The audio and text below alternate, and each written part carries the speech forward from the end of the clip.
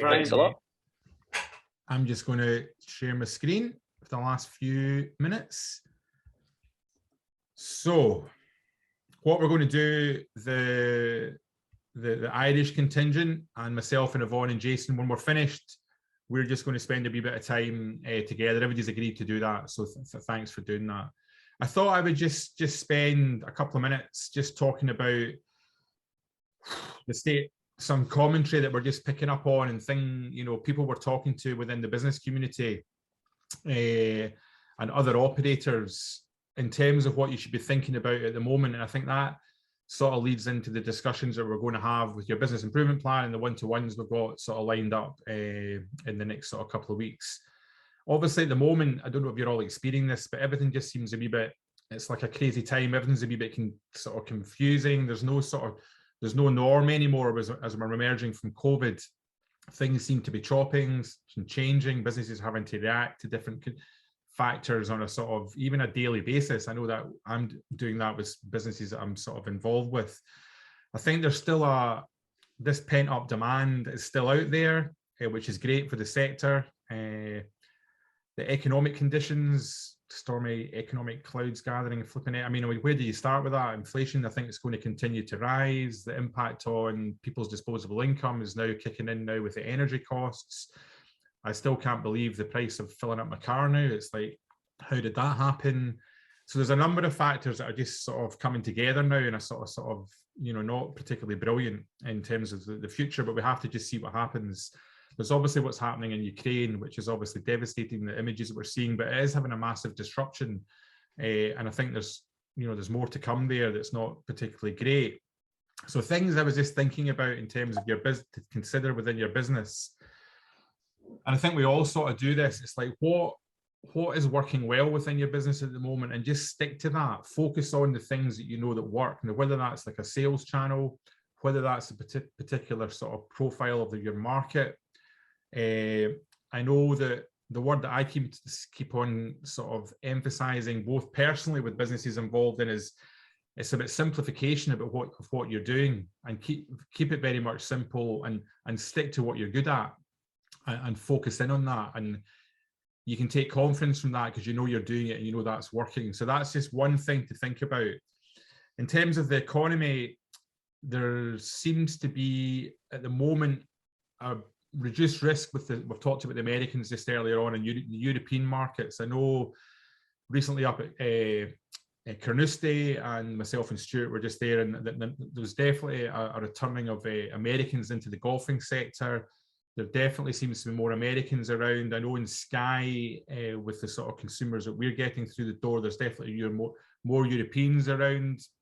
Definitely sort of the Germans, the Dutch, and some French people are starting to appear again. Definitely not in the volumes that we're used to, but I think that there's a confidence to take there in terms of there's some demand there, and they've still got sort of savings to spend in terms of coming and spending their vacations within Scotland and the UK. This is a time of year just to start thinking about your cash position. We've all been through such a turmoil in terms of the pandemic, furlough, if we've had to take any sort of bounce back loans or any CIBIL loans. So try and focus on trying to get your cash working for you positively over the next 4 or 5 months. So you're actually creating a positive cash situation before you go into the shoulder months, which I think that's going to be important, because on top of that, it's just keeping an eye on some of your costs and just trying to sort of be prudent where you can. Look for better deals where you can with suppliers, but just be aware of that, because obviously your cost base is sort of will be going up, and that's got to be potentially reflected in your price. And I think it's about getting these things sort of done this year, because I think we don't really know of a real feel for what 2023 is going to look like. We've just heard about what Brian was saying, and it's something we've been sort of echoing in a number of workshops we have and stuff we're delivering within the sort of tourism sector. Make your experience sort of as unique as you can. It is about moving it up the experience ladder. It is about looking for these things that just add the value. And we've heard some nice examples from Brian. It's not really, I don't think it's about volume anymore. It's not a commodity driven market. It's more about that uniqueness that you can add and build upon what you're doing. And we've talked about that with some of the workshops we did with the travel trade. Again, that's all about developing experiences. We've talked about content. I think now's the time. It is about getting more of it, getting great images. We've heard from Brian there about some of the images he's created, which are just wow factor images. Now we see them all over social media. We might be following different countries and different places. Like I know I follow Switzerland and Iceland, and some of the images you get from there are just like, they're mind-blowing. And it's about yourselves doing that as well in terms of your own sort of quality images.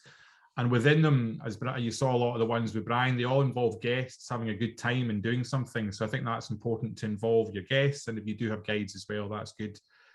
Also thinking about how you're communicating with your guests. Again, Brian just did allude to that, getting as much, getting more of that information out of them before they arrive. And I think that allows you then to add value. And a thing that I think we're all more sort of tuned into now is that sort of real-time communication with your customer, whereas the speed seems to win and being connected. I think we all have experienced it ourselves. If somebody actually answers the phone quickly, you're quickly impressed, or responds to an email fairly quickly, or picks up a message and gets back to you. So I think there's an arena in there where just having that time and energy to be proactive with your existing customers and potential customers is something to be sort of thinking about. So that was just some sort of an overview of some of the things that were sort of coming up. And it definitely is a difficult time operationally for businesses. I think the positive that we've picked up is that things are looking good for the season ahead, which is great. I know from other businesses we're talking to, it might not be as good as last year, but it's definitely better than 2019 if we use that as a benchmark before the pandemic kicked in. And just, I know on the business improvement plans, we've got the next series of one-to-ones all lined up, and I know that at least I've had a couple back in terms of people thinking through where they're at, and that's brilliant. And obviously that's the sort of areas that we're obviously discussing with the business improvement plans. We look forward to just like crystallizing them with you over the next sort of month before we get really into the season and just give you a wee bit of time away from ourselves. As I said, digital reviews are all sort of in hand. I think, yeah, that's all good. So once we get them back, we can be able to sort of look at them and review them in terms of any actions and how that then feeds in to any actions that you want to take in the shoulder months. Not suggesting people are doing things like that now. It's not the time to revamp a website or put a booking system in or whatever. That's more for the sort of shoulder months next year, if that's what's required within your business. So that's just sort of coming to the sort of end of today. We've got our next workshop lined up on the 4th of September. The residential is now confirmed. We've now confirmed a booking with the Dunkeld House Hotel. That's from the 2nd to the 3rd. That's Sunday the 2nd from about lunchtime through to the Monday at lunchtime on the 3rd of October. I've had I've had a number of responses back from people. I need you to sort of just get back to me and confirm yes or no before we commit to obviously bed nights and the sort of formal contract with the operator. So obviously I'm meeting most of you in the next couple of weeks anyway, but if you can just double check your diaries for that and at least get it booked in, and we'll look forward to sort of planning a sort of great 24 hours for you. And then the workshop 7 will confirm that sort of probably back end of the summer. As I say, what we're doing now, myself and Yvonne, we've got the next series of one-to-ones are all in the diary, and some of them are going to be I'll be visiting you, and some will be online. And then what we'll do is we'll get the next ones planned in for September and just let you get the summer out of the way. So I think, is that me? Yeah, I think that's me. I'll just stop sharing my screen. So that's us today. We're 5 minutes over, which is good. Is there anybody get anything they want to just jump in within at the moment before we just sort of do the Irish bit? Esther? Sorry, it's just on my mind. It's about traveling for visitors coming actually down to DNG at the moment. I'm just wanting to throw this out because I know everybody has got connections. I'm currently seeing massive issues, obviously, with the strikes are coming up, and spending a lot of time actually getting people with the trains and the buses down to DNG.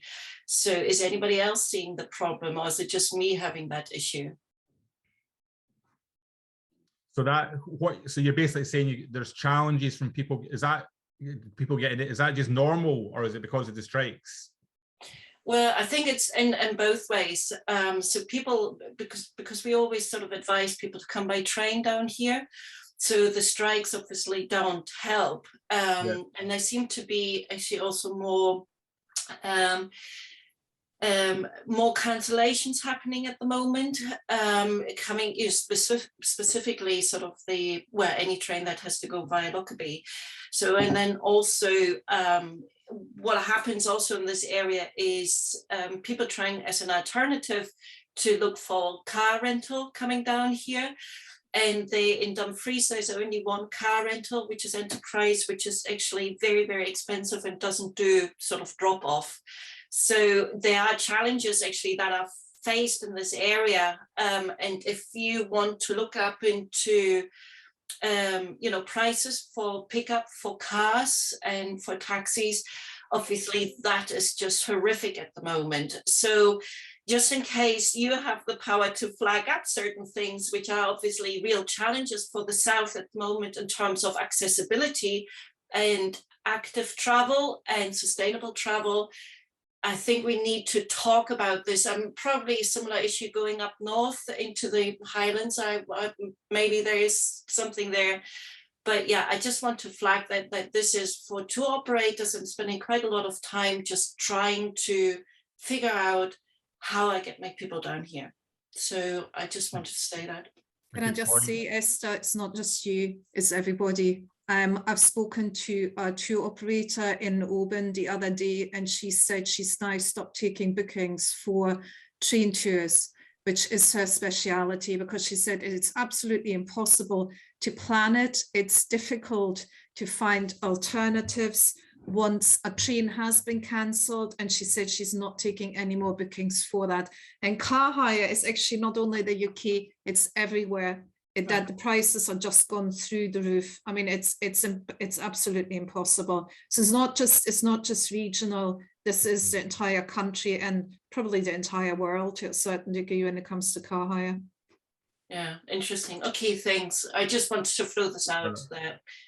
Esther, the other thing I would suggest you do is that get in touch with SSDA and just tell them, so they're aware of it. They will be aware of it, but it doesn't become anecdotal. It becomes hard evidence that you're losing bookings or X, Y, Z, which just gives them the leverage into Visit Scotland and Visit Scotland into Scottish Government, to, fingers crossed, get this stupid rail strike resolved, stuff like that. Although Jason's happy because fuel's 35 pence cheaper in Northern Ireland, I read over the weekend. So no, it's a fair point. Not that I've said. Okay, is anybody get any last minute questions this afternoon? Okay, we'll let you go and grab your dinner or your coffee. Brian, I'll follow up with that email you just sent, mate. So thanks again for your input this afternoon. Much appreciated. And I'll be seeing Thanks a lot, everybody, for listening. I'll be seeing